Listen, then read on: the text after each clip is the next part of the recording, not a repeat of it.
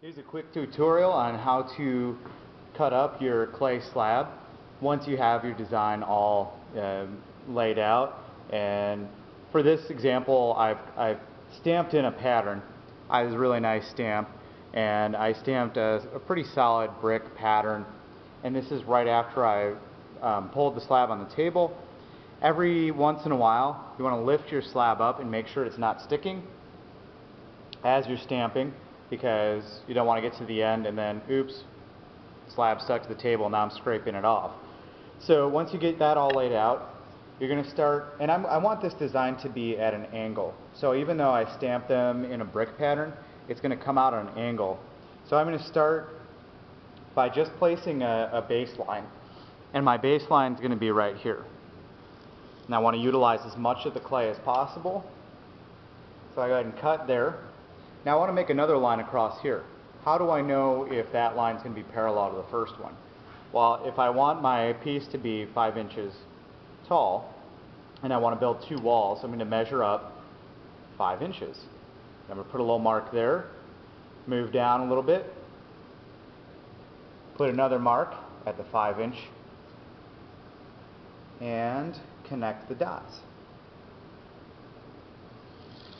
So now we have 2 extra pieces. Don't lose these.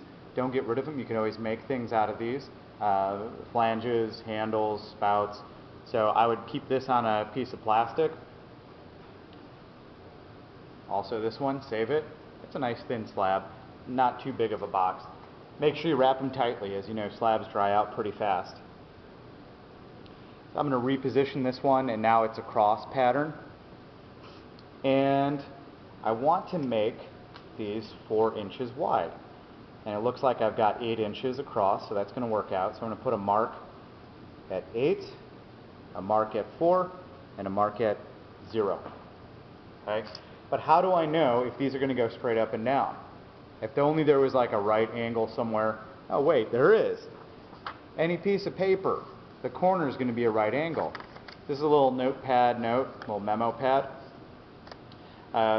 What I'm going to do is use the right angle on here to make my line. So I'm going to line up the bottom of that piece of paper with the bottom of my slab. You can see it's straight across. Then I'm going to cut straight down the edge of that paper.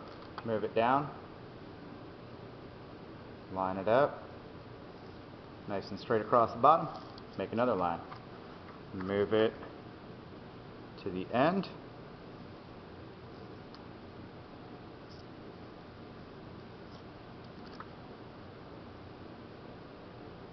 Okay, there you go. Those are my 2 walls. I'm going to let these get leather hard before I attempt to put them together. But as you can see, we've done a pretty nice job. You can see the diagonals are nice on there. Got a little spot here where I need to fake in a little stamp, but for the most part, done.